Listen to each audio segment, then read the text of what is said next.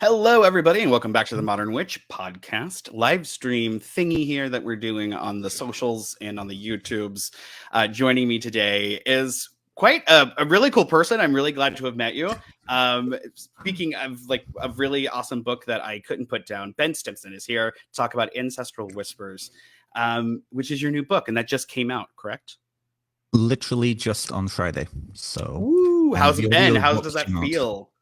How does it feel? It's bizarre. I mean, it's bizarre. I took a little bit longer with mine. It was 2.5 years, and that's partly because I wrote it all before I submitted it. So it's been 2.5 years. So it's bizarre. I'm excited, but I've been through waves of emotion, and I'm sure you felt the same when this came out last year. So I've been really enjoying that. But yeah, it's a weird feeling. It is. It is weird. Yeah, when my first book came out, which is Book of Power, it was the weirdest freaking thing. Just because being an author, right? It's this thing that you kind of hold up here, and then you do it, and you're like, holy crap! It's not easy. It's not as hard as hard in ways as I was expecting. It was harder in very different ways. And then I don't know. I think I was writing the second or third book, and I started to notice that this thing would happen where my life started to kind of fall apart a little bit. Like every time I'd sit down to write a book, like that subject matter would become a problem in my life somehow, right? And I started to notice this thing, and I started asking other authors, like, does this happen to you? They're like, oh yes, like you can't write a book called like The Witch's Book of Power without having some go down. And I'm like, oh, that makes a lot of sense. So do you have anything like that? Did the ancestor stuff come up in a way that you had to process when you were writing this book? I think, well, I actually started putting this, like the very early seeds of this book. I started putting together in 2019. And then as I was putting that as a course, September 2019, I started putting the groundworks of this book together. No intention of it being a book. And then the pandemic happened and death was everywhere. So I'm writing a book on ancestor work while death is happening all over us. So it was kind of a strange thing. And I definitely see that. The ancestor stuff came up and it really has kept coming up. But yeah, it was a very strange thing. I think the disconnection piece, which is throughout this book, was huge in that time slot. Yeah. Yeah. So one of the things that makes this book different from a lot of other, and this is not a slam on anybody, so please don't, I am taking this as a personal criticism as well, right? You are very good with the prose, sir. Like you are very good. You are like That's really reading through, it's like, oh, this guy is actually a writer. He's crafted the work, right? Crafted the language and the ability to write. And that's something that is taking me a very long time to develop, because I feel like an accidental writer. Like I feel like a guy who wrote some books who just recently like fully understood he was an author. Like this has been a whole thing, because I didn't think of it like that. I thought of it as like, oh, I'm just writing some books about my spirituality. I didn't really think of it as you're a writer, you're an author. And so the ability to craft a sentence that is eloquent and that also pushes the subject matter is really hard. It's not fluffy by any means. It's just it's juicy. Like your prose are juicy. So it was really cool to read. It was really cool to sit down, and I found myself, like, your anecdotes and your personal stories, I mean, that's what anecdotes are, right? But your stories surrounding the topics were freaking awesome. It was interwoven into the subject matter beautifully. So just from like as a writer who has put some books out there and been part of publishing for a couple years now, I'm really impressed with this. Like I'm truly impressed with the book. So it just alone from that, everyone, if you want to read something that's just good and also, timely and can be helpful to your spiritual practice, this is actually it. This is way better than I was expecting. I'm not even going to lie to you, and don't take that as an offensive thing, but it's better than I was expecting. Yeah. No. I totally understand what you're saying with that. I totally understand. It's a little bizarre for me to hear that, though, because when I started writing this thing, I spent maybe a month where I like had half of it written and I went and just played on YouTube and whatnot and did nothing for that month and came back to it. And then I reread it, and throughout the editing process, because it's been such a long editing process, not a lot of it changed, but I kept thinking, like, I was reading it and I was like, wow, I have a lot of run-on sentences. Wow, this is reading really much like I'm, trying to get an essay in the day before it's due. You know what I mean? So I feel like feel like that at all. it's that weird perception thing. I had somebody on I was on a podcast the other day, and what you call them, the host said, it's a very academic textbook. It's like it reads like a textbook, and I'm like, but I could see where he was coming from with that. It was kind of broken up. It was laid out very much like a textbook in more of like an academic sense. And so it's been interesting to hear how people are perceiving it. And I'm really trying to put down that inner critic, as you know, with your own writing. The inner critic comes up and it's like, this is just like blah blah blah blah blah blah blah blah blah. The weirdest thing was listening to the audiobook and listening to somebody else read it. Right, yeah. That was a bizarre thing today. Yeah, the audiobook just dropped today, and it's funny. The narrator is the same one who did David Salisbury's book, and is a Star Trek Voyager actor. So I'm like envisioning his character reading my book while I'm listening to it, and it's like very like pregnant pausey, kind of like William Shatner kind of way of talking. And it's like it was very strange. So yeah, it's a weird thing. So I really appreciate what you have to say. Thank you so much, because that's a big part of why I write.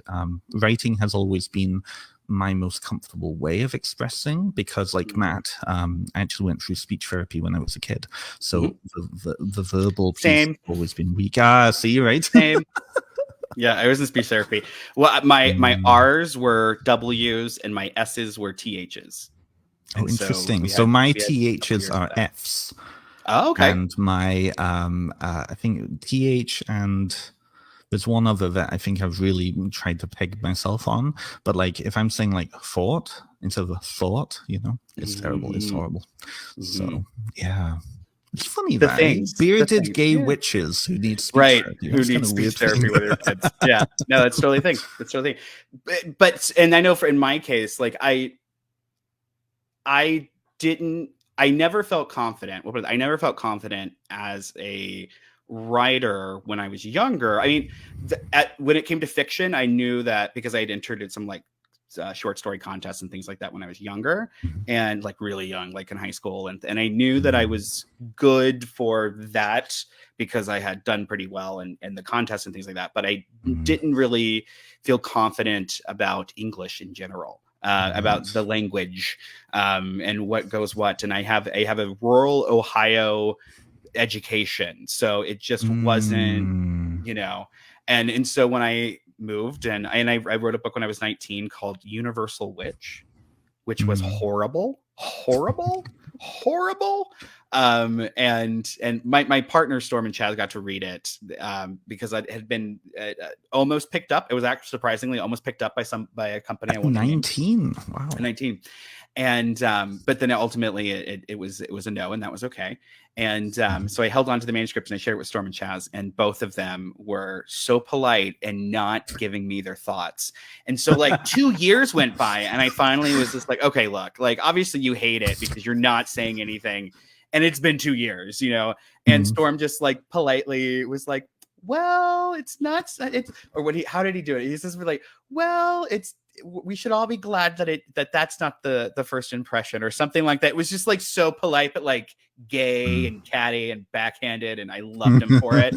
But it was definitely one of those things of like, so it was not something that I was confident in, and it really wasn't until Witch's Book of Power came around that I rediscovered the love of writing, right? And even that took a long time to really jump in. So for you, did having a speech impediment when you were younger like impact the way that you embraced writing and you embraced language, or did you keep those things separate? Like I had a friend who his speech impediment was something that was so severe that he only really felt confident through the written word, even to this day. And so is that like where are you at on that? Yeah, It's kind of a strange thing because like speech has been a weird thing in my life anyways. When I was in the UK and I grew up in North Wales. I was there until I was 8.5, and I speak about that in the book. Um, my parents and my school and all of the people I grew up with made it had a wonderful way of normalizing it. So none of them made me feel like I was different. I was just somebody who every so often did a hand sign in order to communicate. And luckily, I mean, I was able to speak fluently when I was 6. So it was fine, right? When I came to Canada, suddenly I was different. I had an accent. I spoke differently because I had a different English vernacular than them. I used bigger words because of going through speech therapy. So for a lot of times, me speaking to regular Canadian kids around me, I couldn't express how I wanted to express myself, and so writing was the way that I expressed myself. And I remember, like, I mean, we're both 36. I think we're both in like 1986 kids, right? Yep. So my parents got a yellow screen Brother electric typewriter when I was about 10. Right. And I remember spending hours on that with a floppy disk that had my name on it, writing and writing and writing and writing and writing. And so the written word was really my escape because I was horrifically bullied when I first came to Canada. And so I think that writing has always been a safe harbor for me. But then when I went to university and when I got into academics, it became more of a chore. And so for a long time, I didn't write. I felt sloppy when I was first writing this. Mm-hmm. Because I felt like I wasn't able to get how I was experiencing and what I wanted to experience out. So in fact, I would say actually going to university while writing this, I started back last year, actually got me back into writing again. But it's kind of a culmination piece, but it's strange. Yeah. And so that dialectic piece too, like using bigger words, and that was really literally knocked out of me when I was a kid by some of the other kids. And so writing has always been a safe harbor for me. I've learned and I've coped and developed new ways of expressing myself. But in writing this, I'm like, oh yeah, I'm totally back into it now. Yeah. Now it's a thing. Do you have the?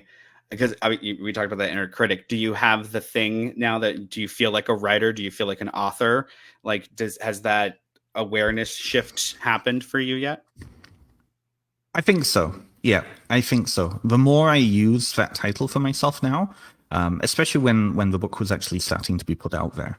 And I had a weird like limbo phase. I started my podcast and started interviewing all sorts of authors last year and the year before. And I remember I had Mara Starling on, was one of my first major guests, right? And she was in the position that I'm at now. It had just come out. It was just about to like become big. And I remember having that conversation, and I felt then that, oh, she's so far ahead of me, and oh, all of these people, all of these other authors, I'm not one of them, and as soon as that kind of transition point of, oh, my name's actually being put out there again, being put out there through this, that made me start to feel that. But it's a weird feeling because now it's such a normal part of my life that it's like, oh, I'm an author, And when I'm like, when I'm reaching out to podcast guests, and I say, like I had Storm on. I interviewed Storm a couple of weeks ago, and I've read his book for years. I've read your book for years. I've had Matt Oren's book for years. All of these authors, like so far ahead of me, so on a pedestal.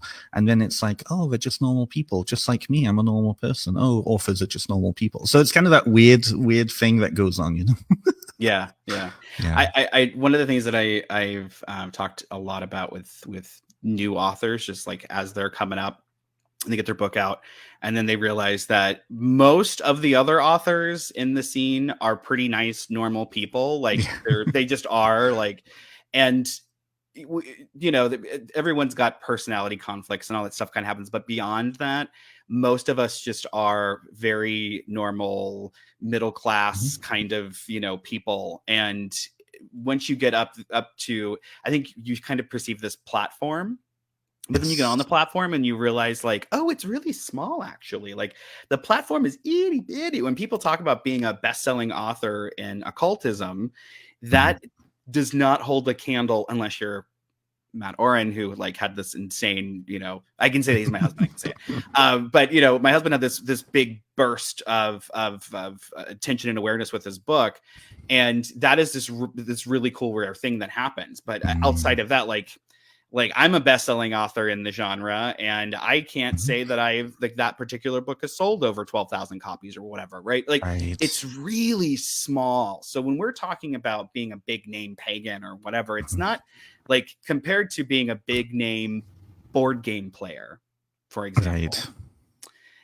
Actually, not even can you compare the two. Like somebody who is making a board game has more success from a outsider's perspective than somebody like us who's writing about our spirituality and this fringe spirituality at that.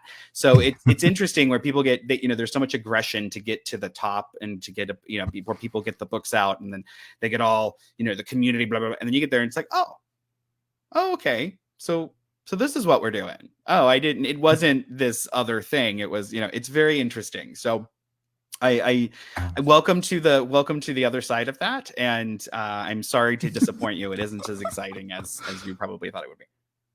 Well, and it's a weird thing because I didn't really have many, I guess I didn't have many presuppositions of what it would be like. And I think that's mainly because of my very early experience of coming to paganism. So being online in the early 2000s, right? Growing up on Buffy the Vampire Slayer, watching The Craft, all of these things, but being on places like Witchfox, Pagan Space, Mystic Wix, right? And those online forums where you had Raven Gramassi and Isaac and all of those big name pagans on there, just interacting with all sorts of people all the time, right? I remember having like not long conversations, but back chat conversations with people who they were huge names and I had no idea. And they were so gentle and they were so interested because it, like you said, it's a very fringe niche community. And so, now re-meeting them all these years later and being like, oh, when I was a teenager, we chatted a little bit and you were really gentle with me and I really appreciate that. And they're like, oh, honey, I don't remember you, but I remember Mystic Wix or whatever it was, right? I feel like that has really tempered my perception.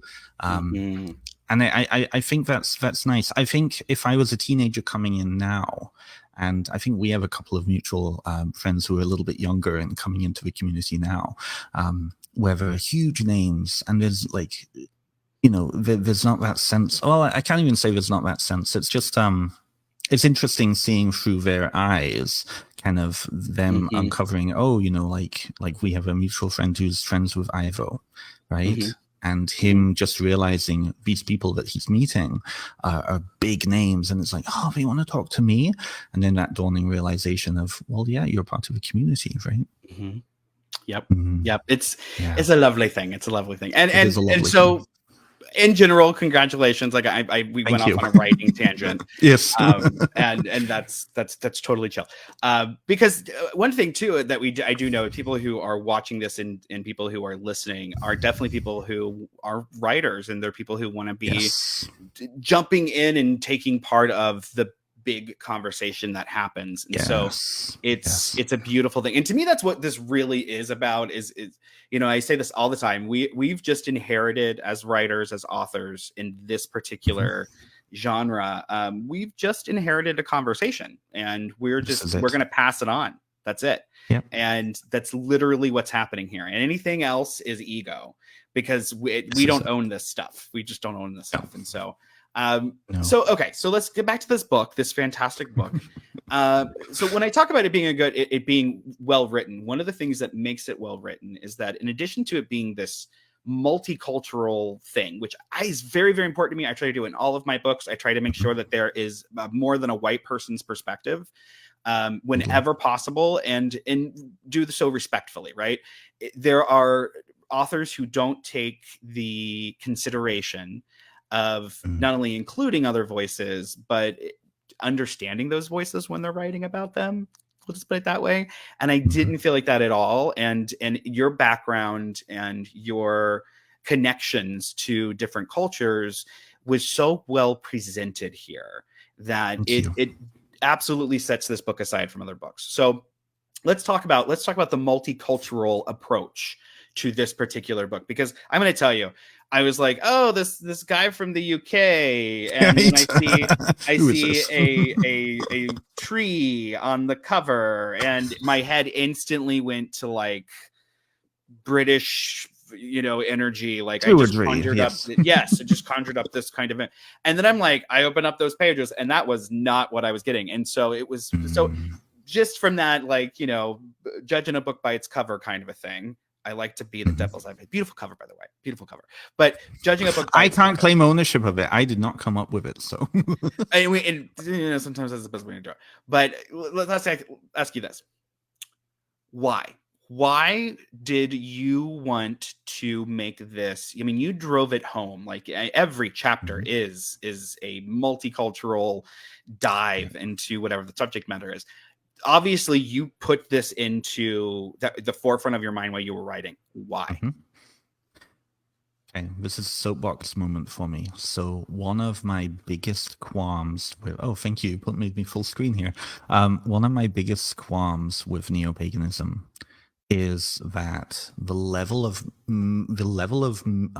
cultural appropriation that goes on, and the level of creating ritual based on other people's cultures that goes on, mainly because, at least my opinion is, a lot of pagan traditions are trying to reconstruct traditions that are so old that those ancestral pieces are completely lost, right? So, of course, cultural appropriation will happen because there's nothing or very few threads left in those very old ancient traditions. So I have a big issue with that, but I also have a great empathy for that. I feel like in honoring the desire to connect, there needs to be a coaching around that. And so with the book, the reason I made it so multicultural, instead of giving people, and I'm non-prescriptive in the book, which I think is quite different from quite a lot of other pagan books right now. I am not giving somebody a tradition to follow. I am not giving them rituals to follow in my book. This isn't a tradition that I'm presenting. This is a counseling session, I guess. This is a coaching session.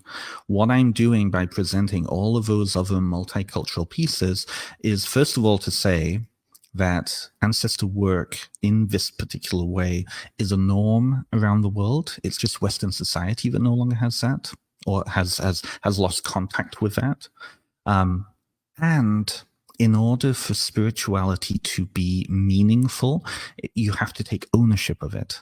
And in taking ownership of ancestral work, you need to develop that relationship with those ancestors in a meaningful way, which does not include taking somebody else's relationship with their ancestors and copying it, because not only will it be confusing in a cosmological sense, but it will be confusing to your ancestors, I think that people can be inspired by, but that inspiration, again, has to lead back to then what is meaningful in your relationship.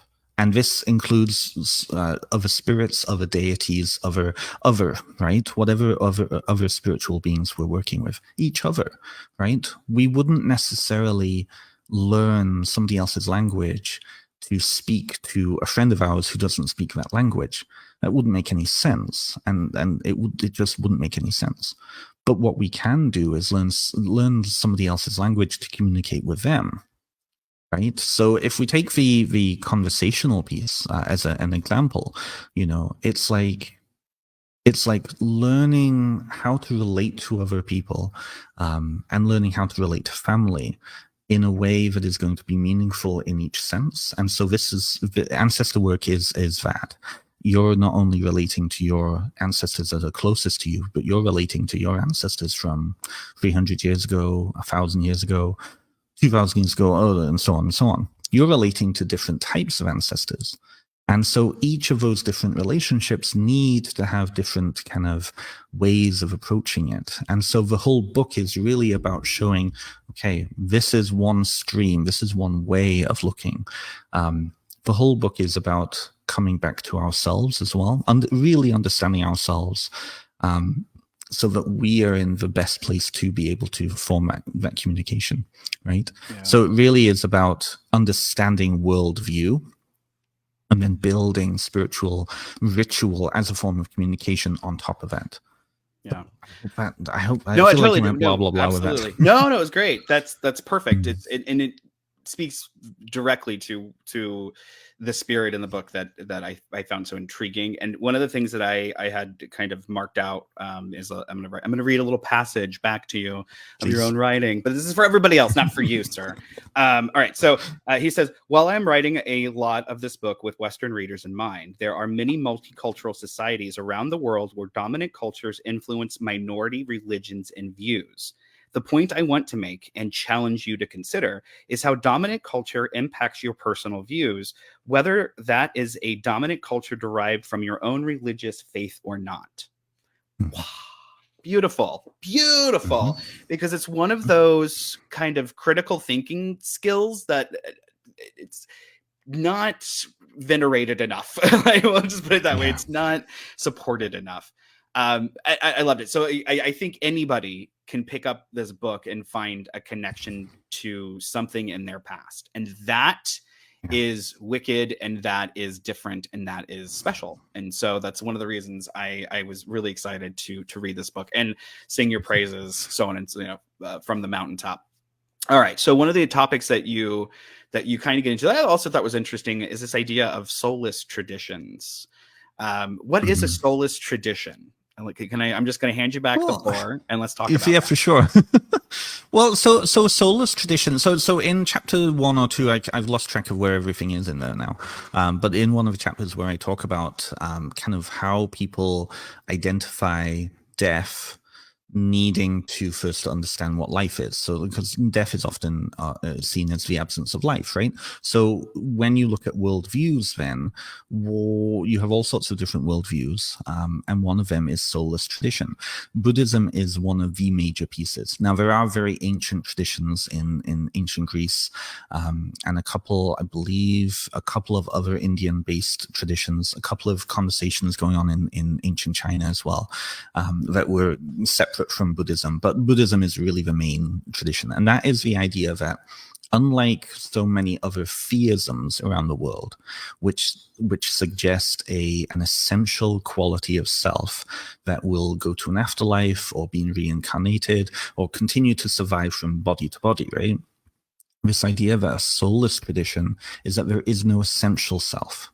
So with Buddhism, the major idea with that is that there's a multitude of parts that come together, right? A candle is a good example of this.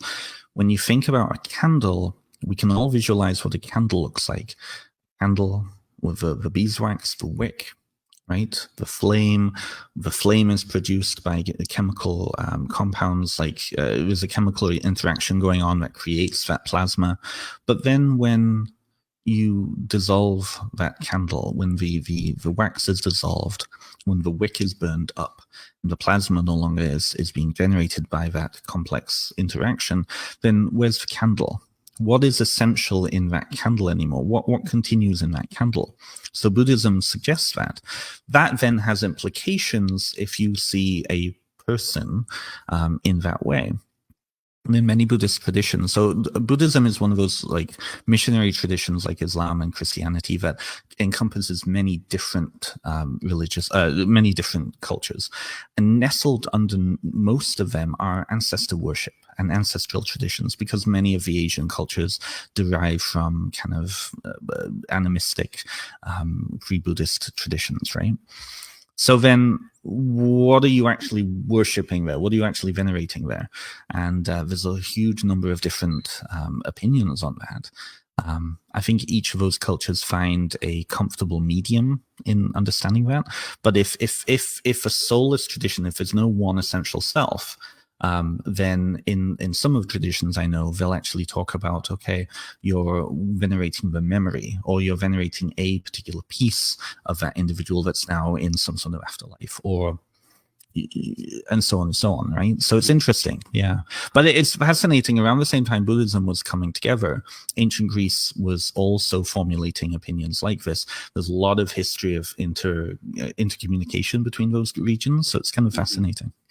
I think it's one of those philosophies that is very beneficial to us as magical practitioners. However, it doesn't always jive well with the paradigm, like especially when we think of like an afterlife, right? Like, that's a tricky subject. Yeah. So let's talk about the afterlife real quick here, as we're talking about ancestors. And this is something that I've dared not ask anybody over the course of like 13 years of podcasting about this particular question. I'm going to throw it to you, which is, we have this idea of an afterlife, and many cultures and traditions have very different views on what that could be. But when we are dealing with ancestors, we have this idea that they are not removed from us in the same way that other dead people are removed from us. Other dead people go to the afterlife, but my grandma's still here, right? My grandma never really. So what's going on there? What's going on with this idea of ancestors and the afterlife? Are ancestors intermediaries for the afterlife? Are they voices of the afterlife? Are they just people hanging out in the afterlife who we happen to have the ability to communicate with? What's really, in your opinion, based off my opinion, yes. in your opinion, is because it's all just gnosis, baby, right? What's going on there? What's the connection there? I think again it comes down to worldview and tradition, right? It comes down to each culture and how they understand the cosmology of those places. If you ask me personally, in my own gnosis, I think that there is, because I do believe in reincarnation myself, I think that I ascribe to that idea of multiple soul parts. And so my personality, it goes off to an afterlife and exists until the end of time when all of my pieces come back together again. And then another essential piece goes on to reincarnate. But I think depending upon the culture, there's when you look around outside of kind of Judeo-Christian sphere, right? When in Islam, when you look outside of that Abrahamic view, most cultures around the world understand that the ancestors are not in some off remote place. They are as close as the tip of your nose, a second behind, a second before, right? A lot of Chinese traditions and Asian traditions see them as being in a spirit world that is within the same space as us, right? And so the only disconnection is one little piece, but otherwise the dead are constantly around us, right? I think that idea that, you know, the dead are often a removed place like hell or purgatory or heaven is really a Western European, well, let's say European, ancient European paradigm. Most of the places around the world see them as still being connected to the world in some way, even if they're not physically here. And oftentimes, like, even if they are physically here, if they're like literally buried beneath the floorboards, as they are in some cultures, there is still a recognition that they are dead, they are existing in a state of deadness, but they are still impacting. There's still communication. There's just rules around that, right? Yep. They're just having a different part of the human experience. Well, okay, this is the thing, exactly. Right? Yeah, they're still humans. They're still us, right?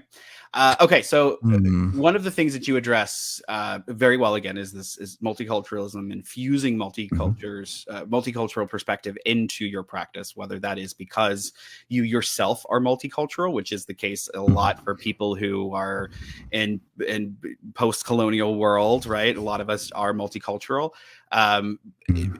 Some could argue that we're not post-colonial. Don't at me.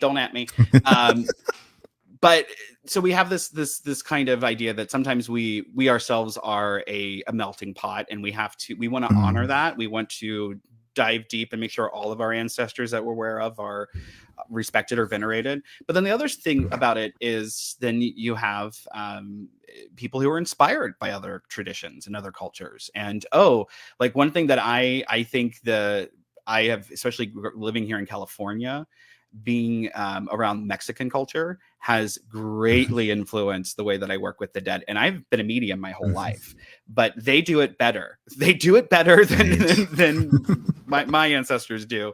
So I've taken a lot of inspiration from them, right? The way that they, the Mexican culture especially works with like the people who are have directly just passed and things like that. I found that way healthier. I mean, just for me as the person grieving, I found that to be way healthier. And I also found it to be the thing that helped foster the transition of the relationship, like when my father died, right? So it's sometimes, you know, we want to include as much as we can, but that can be hard. That can be awkward and it can feel weird. What advice do you have? And I know that your whole book is actually loaded with this advice, but like the whole book is distill, if you could just kind of distill it before we move on to living a practice and you know, as we're still conceptualizing and we're in this stage. What are things that we should definitely look out for in either situation? But what are things that we should maybe look for and be excited about? So I make this point again and again and again in the book. It comes back to relationship, right? Inspiration, being inspired by the outward trappings of a culture can often be a call to wanting that deeper relationship. You know, when somebody looks at with Dia de los Muertos, when somebody sees an ofrenda and sees the beautiful marigolds and the layout of food and all of those pieces there, that's inspiring. There's something that's deeply touching in us because we're picking up on the relationship that those people have with those ancestors. I think that's what people are inspired by, and that's what people are looking for, especially Westerners, because we have a very fraught relationship with death. You know, I say this again and again through podcasts. You know, the coroner comes and picks up the body, and the next time you see it, it looks like Tammy Faye, backlit with like makeup all over the face, right? We have a very unrealistic understanding of death. And I think we also have an unrealistic expectation and relationship with the dead person. Because as soon as somebody dies, suddenly everybody doesn't want to upset each other. And so they just stop talking about people who've died. Those voids are just around. And that's more upsetting because then that activates this idea of oblivion for us, right?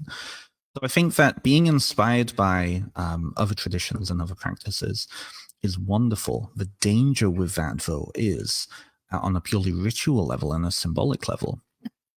When you look at a cultural practice, when you look at a cultural ritual and all the material culture around that, what you're seeing is specific symbols that have been developed in that culture for living to communicate with spirits, whether it be the dead, whether it be gods, whatever, right?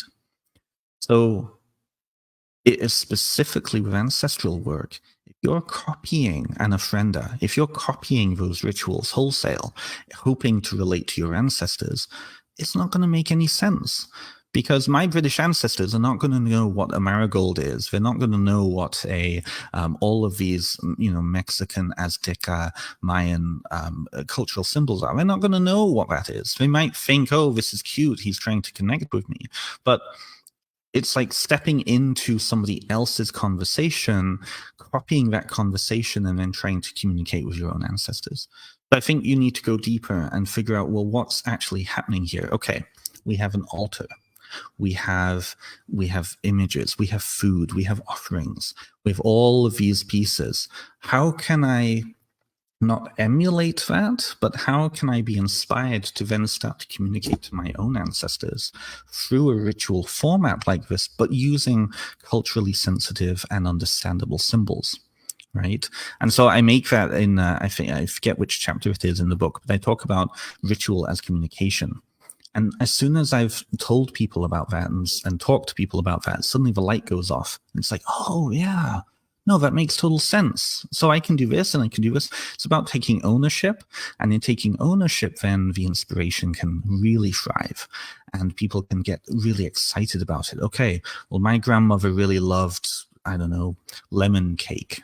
So I'm going to make an altar to my ancestors, and I'm going to include lemon cake as one of the offerings in memory of her. And in that way, all of the ancestors that also enjoyed that lemon cake with her when they were alive are going to be drawn to that. Oh, this is grandma's lemon cake, right? And so on and so on. And I think when people are reconnecting with their own traditional backgrounds, I think that then that becomes a point of exploration, and that exploration deepens that relationship, right? I think a lot of Westerners, especially North America, whose ancestors came from Europe 200 years ago or 100 years ago, are thriving, are really wanting to connect with that cultural background and those cultural symbols as a way of connecting with those ancestors. That's not going to happen if you take wholesale somebody else's culture, right? But again, it's that understanding that really deep down, the desire is connection, and that needs to be expressed. But then who are you connecting with through that? So I would say that. That's beautiful.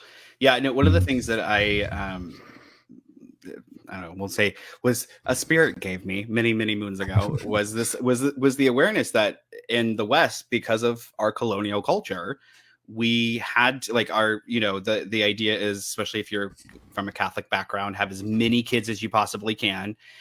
Because we don't know if they're going to survive because of the life expectancy, things like that. But then the other thing was you were constantly at war or sending your kids off to war, and you never knew if you were going to see them again. So part of that us having a big wall up with our dead, I think really is rooted deeply in the sense that we, you know, our ancestors didn't necessarily know if they were going to see their children. They didn't know if there was going to be a tomorrow in that way, because we were who we were, right? We were doing what we were doing. We were engaged in what we were engaged in, and there was so much sickness and so much other things going on. The world is a different place, and now we're at this wonderful precipice where we get to reconcile, and we get to reform and reorder, and then move forward. And that's a really important thing. What I like about the first part of your book, so at this stage, if you're following along, we've just kind of basically gone over the first part of the book. It's 2 parts, and it's one of these things that I feel like helps map out what's going on here for practitioners, right? So, and it's all about you. Like, it isn't about like you, the author, it's about you, the reader, which is the best part of all of this. And so there's all these tips and all these tricks on how to formulate this mental space to have a relationship with your ancestors, right? But then we move on to this thing where in reality, they're dead, we're alive. Let's be real, right? We have to survive and make it through to the end of our life until we're somebody else's ancestor. And so there's this practicality thing. We have to shift that space that we've made for our ancestors in our mind and in our hearts. We have to move it into just a really realistic kind of place. And this is where people start to have the disconnect. This is where people start to have issues with consistency, me included. And this is also where we start to shift into that place where it's like a seasonal thing, right? Like, well, October's coming, so it must be time if you're in the northern hemisphere, right? So how do we take this information that we've gleaned for ourselves and turn it into something that's tangible and realistic and, most importantly, reliable? I think reliability comes down to, again, worldview, right? And I think that one of the I hate doing this all the time because I feel like I'm always very critical of neo-paganism, but I love neo-paganism, don't get me wrong. But the reality of our traditions is that a lot of people tend to come into these traditions with religious trauma. And so sometimes that reliability piece and that consistency piece can often bring up trauma, because one of the draws to neo-paganism, I think, is that freedom to be expressive, that freedom to be whoever and whatever we want to be in the moment, and to forge our own destinies. And sometimes that drive to be consistent and reliable with our ritual practice can sometimes bring up that idea of, oh, well, we're becoming too strict, we're becoming too dogmatic, we're becoming too locked down. Initially, I think that that's a phase. When people finally feel comfortable in their practice and feel grounded in their practice, they find a natural routine. But I also think that it's a deconstruction piece, because I feel like when people first come into these traditions, in wanting to express and in wanting to find themselves, they take on a not a false face, they take on a persona, right? And it's the persona of, I'm going to be the witch. Same with authors, right? I'm going to be the author and be a powerful this, whatever. It's a false mask, right? And then eventually people get to understanding that this is just lived experience. The difference between living a spiritual life and living a mundane life is nothing. There is no distinction between those two. It's like that meme that you see sometimes going around of, a baby witch, and she's like, performing all these rituals and spells to get rid of spirits in her home, and then a seasoned witch just banging a pan, get the fuck out of here, So I feel like that it's a deconstruction. It's a relationship with our practice and a relationship with how we see what we do. And I think when that happens, we can then start to form reliability and routine. And so then the spirits in our lives, whether they're dead ancestors, whether they're gods, whether they're spirits, right?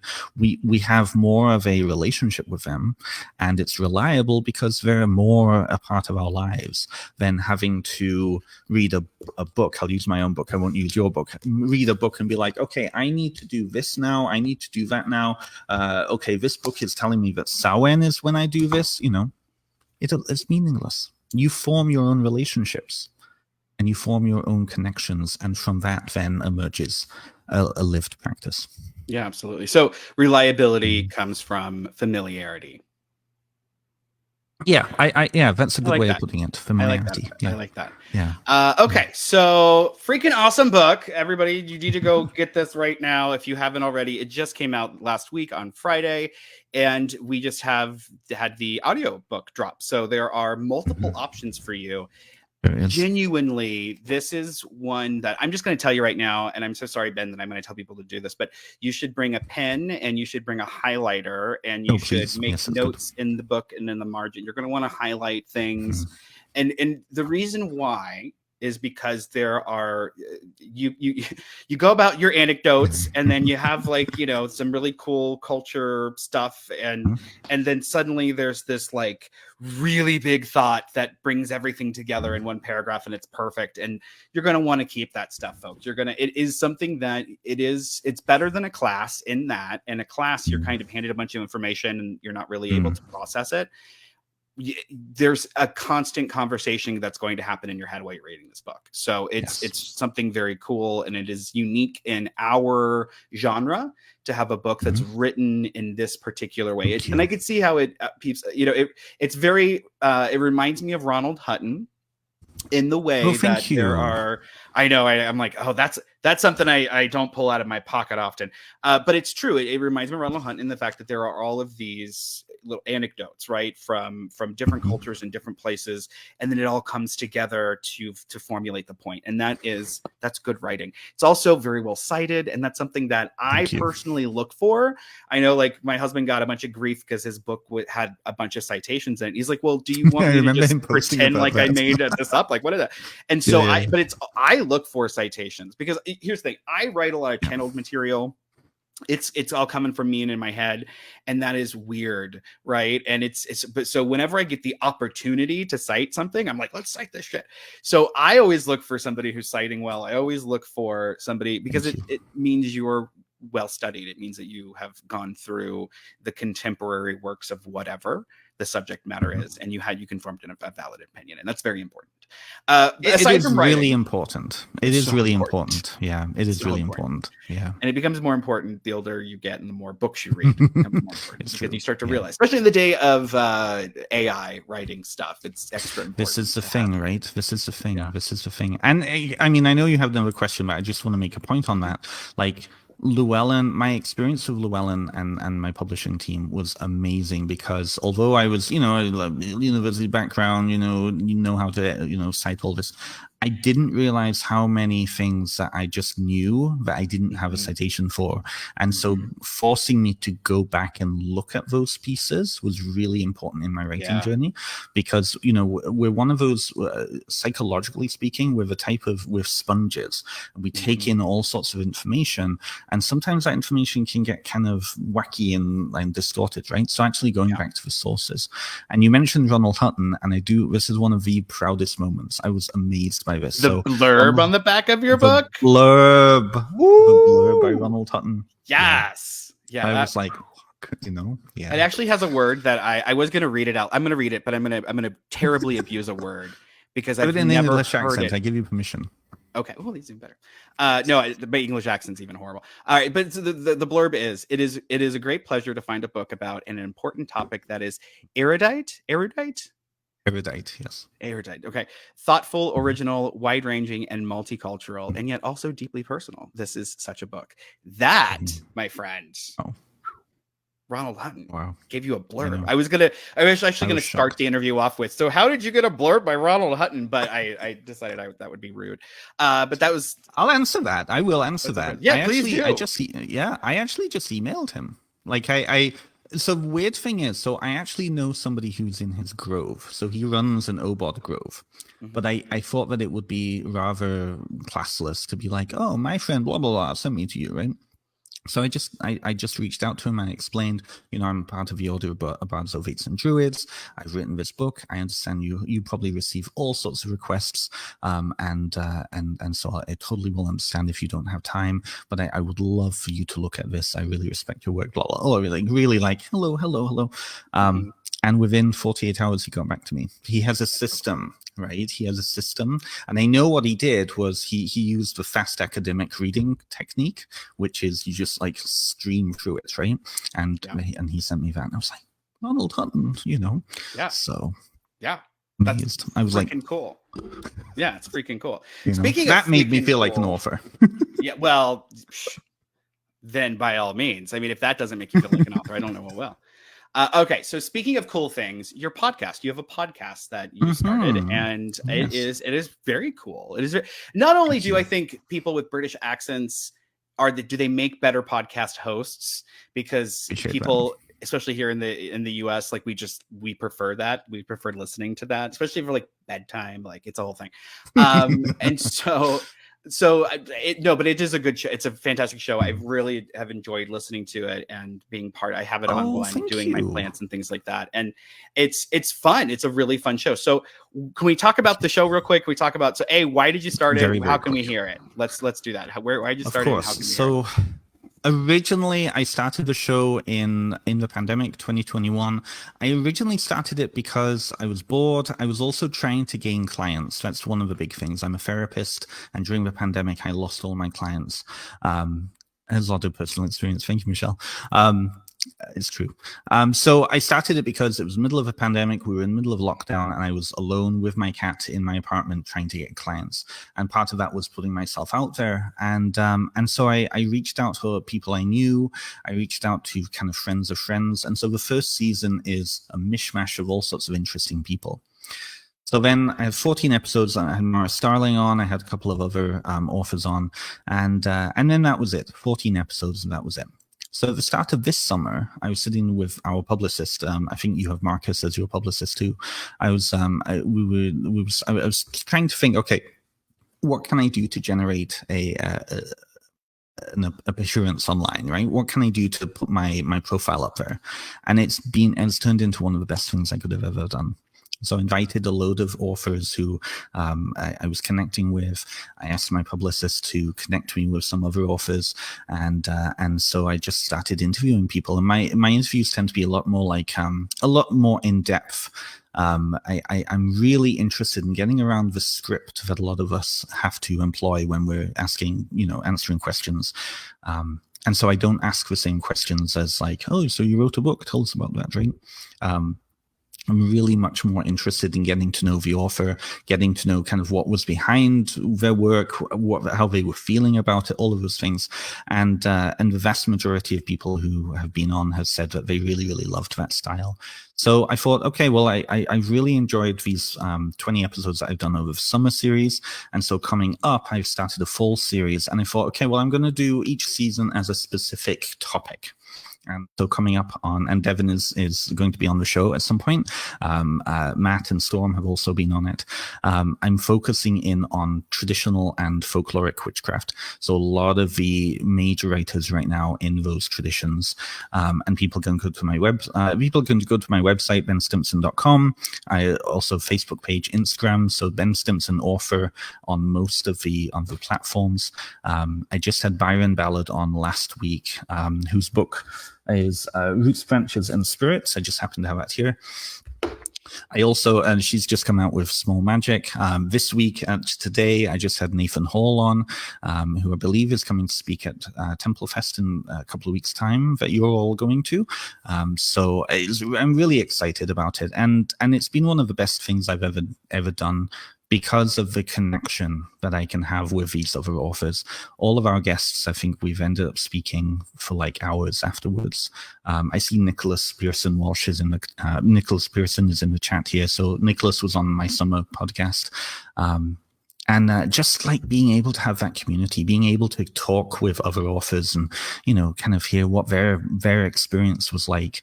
And so when I went through my period of, feeling disconnected from my book a few weeks ago, or feeling really excited a few months ago, or like, getting a single bad review, for example, right? I had a community I could go to and just be like, so this happened, right? So it's really cool. And a lot of the people who've been listening have said that they really appreciated getting to know these authors on a much deeper level than just writing and talking about their books. So I've really appreciated that. And it's funny, actually, how many of us kind of knew each other even 20 years ago. I was chatting to Theo Geddy Parma down in Australia, who's a Llewellyn writer as well. And it turns out we were on the same forum 20 years ago, and we must have interacted back then. So it is coming back to the community. It's inviting people into the community, and really having decent, soulful, deep conversations. And so I'm quite pleased with those. Yeah. Yeah, it's good. It's a fantastic podcast. Everyone should go check it out for sure. And I like your writing style because it's something that as a writer, I'm like, that's what I am working up towards being more of that. So it's fantastic. And I like that you use journal prompts, because I'm like one of you. I have journal prompts in every single book. I insist on it. And it is something that I wish more authors did, because it's really, really important to help sink the point in, right? So I love that. I love your podcasting style, because you are very conversational. And one of the things that I refuse to, like, if I have to ask, so what's your origin story? There's like a very specific reason that I want you to tell it. Other than that, no one cares. I don't want to hear it. Like, we've read your website. It's in your bio. It's fine. So it's good, because we don't feel like when you're listening to your show, it doesn't feel like you're listening to like every other show. So that's good. And it's appreciated, because if you're looking for something new, if you're looking for, that something that isn't the average podcast, go check out Ben's podcast. And it's hard, because we get like a book will drop, and then that author gets interviewed by everybody, and then we all have the same interviews, right? And it's just, that's a thing. So I actually, I have a whole rule about it, but go ahead. Ooh. Well, one thing that I was very particular of with my summer series, and I've tried with my fall series, is bringing on people who are just really cool. So I had Gareth Blackthorne on, who is a local to Baltimore area. He's a local artist there. Really connect with the activist community, and knows quite a few of the authors on the East Coast over there. And he'd never been interviewed before. I was like, what? So I had him on. We had a really great conversation, and I think that's really important. I think that if you're just, not you in particular, but if podcasters are just interviewing authors, then I think we're missing out on not only those authors who are coming, but that other part of the conversation, the conversation that is going on at festivals and pagan pride days and online and whatnot, right? Because I feel like that's the danger of being an author, is that we can get very into this idea that, oh, well, only people who have published have this have a right or have something important to say. I haven't seen it with all of my guests, but I do know that there are certain authors out there who have, like old school authors, who have that opinion, right? So I think that's more of the drama of the community. But yeah, it's really important, and so it's and I love doing that, and I really love doing that. Yeah, well, and let's just be real. Not everybody can write a book. Not everybody is supposed to write a book. It isn't. It isn't for everybody. Exactly. It is a very difficult process. And I know I said at the beginning, like it was easier in some ways. That's true than what I was expecting, but it was definitely harder in ways that I was not prepared for. And it's always, every book is a new adventure, and oh shit, what is this going to be like? So it's not for everybody. And the amount of time and energy that goes into writing a book, a lot of people would rather go spend actually practicing their craft or helping somebody else out or whatever. And it doesn't depreciate or devalue the wisdom that they have to share or the insight that they might have, right? And some of the most, actually all of the really deep, meaningful stuff that was like shared to me by somebody else, they weren't authors. They were some little old lady around a campfire at a pagan festival when I was 19, like that kind of stuff. Like it is very true that some of the true gems, the true jewels in the community are some of the people who will never, ever, ever write a book or would never dream of writing a book. And so, so I think it's a beautiful, wonderful thing and something I try to do too. So yeah, go check out his podcast. So where are we sending people? If people want to find out more about you, if we're talking socials, websites, the whole 9 yards, where do we send people to find out more about you? Let's see. I am not on TikTok. I refuse to be on TikTok. My benstimpson.com is my main website that has all my socials connected to it. I'm on Instagram at Ben Stimpson Author. On there, I'm also on Facebook, Ben Stimpson Author on there. YouTube, Ben Stimpson Author. So I've tried to be consistent. You can find those all at benstimpson.com. So that is both for my professional work as a counselor, as a therapist, and as a spiritual director. I also have all of my class schedule on there, so I'm offering classes too, and all of my socials on there. So there is a tab on there for podcasts as well. And please do go like and subscribe. Go and like and subscribe any of the authors that you love or that you even just want to see more from, because that really gives us a boost on our socials. It also helps to fight the algorithm too. I am setting up a mailing list on my website too, because of the algorithm on Meta. It's not author conducive. So go and sign up for that when that's up. It'll probably be up this week sometime, but yeah, that's how you can find me. I'm not giving you my address though. Yeah, don't do that. Don't do that. Don't do that. All right, everybody. Thank you so much for tuning in. We'll be back in a couple of days with Jen Sankey, and we're going to be talking about some really weird tarot stuff. Yeah, Jen's the shit. Jen's amazing. So good. Anyway, and Jen has put out a really good podcast too. So if people are looking to get to know her a little bit before your podcast, she has amazing stuff on there. Yeah, and she's freaking amazing. I have just wait, everybody, just wait. You'll see. Anyway, thank you so much for tuning in, and we'll see you in a couple days. Thank you, everybody.